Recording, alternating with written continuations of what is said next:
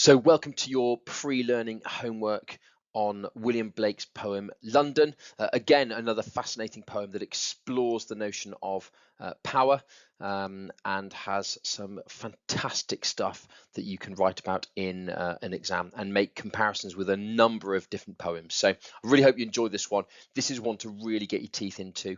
One of the key poems I would suggest, although we all have different views on the poems.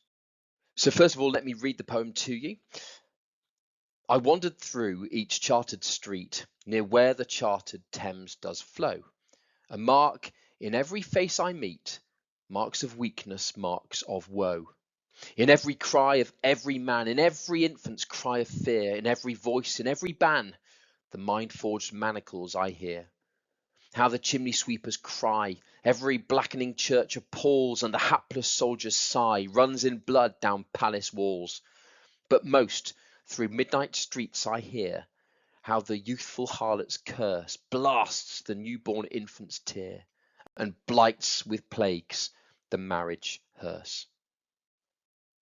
So let's talk a bit about William Blake himself. So he started out as a romantic poet, similar to Wordsworth, who wrote The Prelude. He then lived and worked in London in 1794, and he came to hate London, especially its contrasts. He really was upset by the very rich people living close to those who had nothing, that inequality of wealth, which some might suggest still exists. So he also was upset that there were few rights for the lower class citizens, and he was fascinated and admired the French Revolution, and he was very kind of anti-monarchy, if you like. He also disliked the church, and he thought they did not look out for the weakest in society and actually were hypocritical. So he really changed his ways. He started off his original poetry was very positive and uplifting, and he wrote a section of poetry called the Songs of Innocence. But after his time in London, he then changed his ways, became more cynical about the world, and wrote the Songs of Experience. And London, this poem is from a collection of poems called the Songs of Experience. But bluntly, and this is a phrase to remember really, one of those stock phrases, he thought urban life caused by the Industrial Revolution was abysmal. He hated what the Industrial Revolution stood for, but similar to Dickens from your studies of A Christmas Carol. He suggests that actually, working in factories and all that sort of stuff, it lacked creativity, it lacked freedom, and it lacked the ability to be an individual, to think for yourself, to act for yourself, and to do things at your own accord. So, bluntly speaking, the poem describes a journey around London. The poetic voice, the poetic persona, is walking around London and highlighting the terrible conditions. There's prostitution, there's corrupt churches, there's pollution, and there's misery. And what's important about this poem is nobody who lives in London can escape the misery. He makes London sound as if it's actually a person that causes injury. He also makes London sound like a prison. There is no escape. So the bits I'm going to focus on, I'm going to focus on I wandered. I'm going to focus on the repetition of that word mark. I'm going to focus on the metaphor mind-forged manacles, and I'm going to focus on the imagery of blackening church. Of course, there's more in this poem, but those are the ones that I'm going to focus on today to get you going with your pre-learning. So the first thing to focus on is this phrase, I wandered through each chartered street. Now, chartered street, almost like it's been mapped or it's owned by someone else. That's what chartered essentially means. But I'm going to focus on that verb, wander.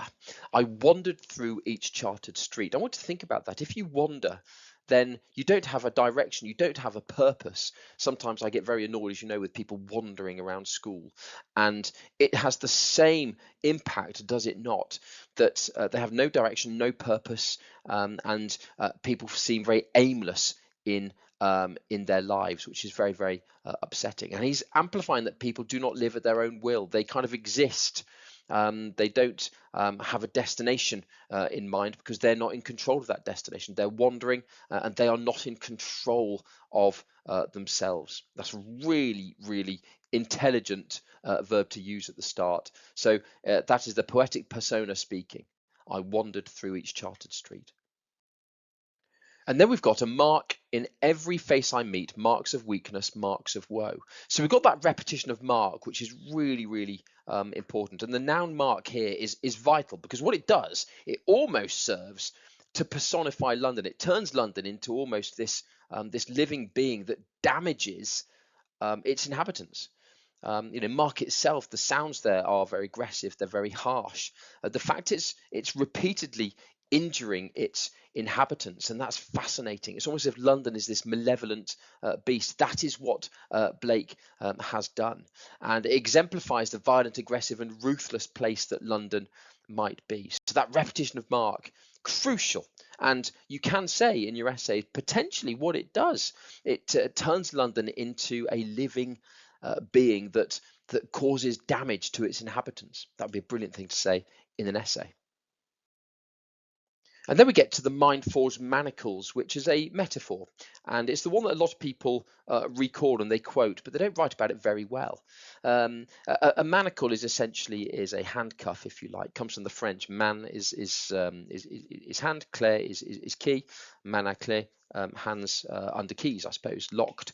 But it's a metaphor. If it's forged in the mind, and you'll remember that word forged from A Christmas Carol, if people are handcuffed in their minds, it suggests that people cannot think for themselves, and that is terrifying. Something I'm very, very, very, very scared of as well. Is creative thought, and people able to think for themselves is really important. It's part of what it is to be human. But saying that they are it's in the mind and people can't think for themselves, it's almost as if they are dominated and they are indoctrinated. They can't think for themselves. Indoctrination is another posh word for kind of brainwashing, if you like. And that is terrifying, almost makes the reader think, feel, imagine these people in London are kind of zombified, in a vegetative state, and they cannot think for themselves. It's a brilliant metaphor, but people write about it really badly, and you need to really understand what that is what that means.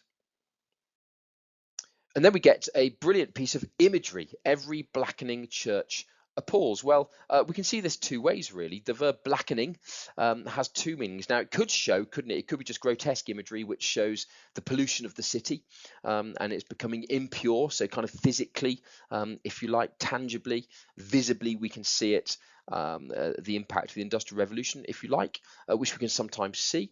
But secondly, what we can do, we can show that actually, obviously, you've got those connotations of blackening, is that it's becoming evil, like it's corrupt. And if you think about that, if the church is becoming corrupt, it becomes then a metaphorical verb, doesn't it? That the churches are themselves becoming corrupt, and churches are seen as a place of sanctity, a safe haven, a place where the destitute can go for support. Here he's saying not. Now, what's interesting about this verb is that it's present continuous. It's ing, which almost implies that it's going to get worse. It's not blackened, it's blackening. It's going to get worse. It is really pessimistic. It is really gloomy in every sense of the word. So that's what that imagery does. So let's have a look at the structure of this poem. Now we have a look at the number of stanzas. There's 4 stanzas, all of the same length, and that's really, really interesting, just the way that it looks on the page. If we look at the rhyme scheme, so we've got street with meet, that's AA, flow and woe, that's BB. Then we've got man and ban, CC, fear, and here DD. You can see where I'm going with this. But you can see here how there is no deviation from the rhyme scheme at all. It is strict, it is regimented, and it is controlled. A, B, A, B, C, D, C, D, E, F, E, F, G, H, G, H. Now, you wouldn't write that in an essay, but what you would say in an essay is that the rhyme scheme of this poem is regimented, it's controlled, it is overpowering. And that is exactly what Blake is telling us about London. So he's using the rhyme scheme of the poem to represent what London does. It overpowers and it controls people. There is no creative thought around it. Now we need to look at the rhythm of this poem. We've just had a look at the rhyme scheme. Well, you need to know what an iamb is, I-A-M-B. Now, invite is an example of an iamb. It has a an unstressed and then a stressed syllable, invite, which is there, kind of that inflection on and up. So that's what we call an I am, which is really, really interesting. Let's see how that's applied to the poem. So we can see there's some I ams here. I wandered, they're the unstressed uh, syllables there, and they're the stressed syllables. And you can see it's I wandered through each chartered street. Dee dum, dee dum, dee dum, dee dum. Okay, so you can see what that is there. We can see we've got 4 iambs that are there, and that is actually called iambic tetrameter. This poem is written in iambic tetrameter, but again, it doesn't change. It's really controlled. It's really powerful. So this poem is written in iambic tetrameter, which is 4 iambs in a line. I wandered through each chartered street. Dee dum, dee dum, dee dum, dee dum. And we can compare that with Shakespeare, which is written in iambic pentameter, which is 5 iambs in a line. So they're my unstressed syllables, here are my stressed syllables. Okay, so foul and fair a day I have not seen. That is iambic pentameter. But this poem is written in iambic tetrameter, and it doesn't change. And that is really, really important. It's powerful, it's controlling. So we can see that this poem has a strict rhyming structure. It's written in iambic tetrameter. You've got to think about why that is, because it represents the overpowering nature of London. That's what Blake is trying to tell us. And it represents the control London has over its people. So look, I hope you found this video useful, and I'm looking forward to testing you on it in the next lesson. And good luck with your pre-learning.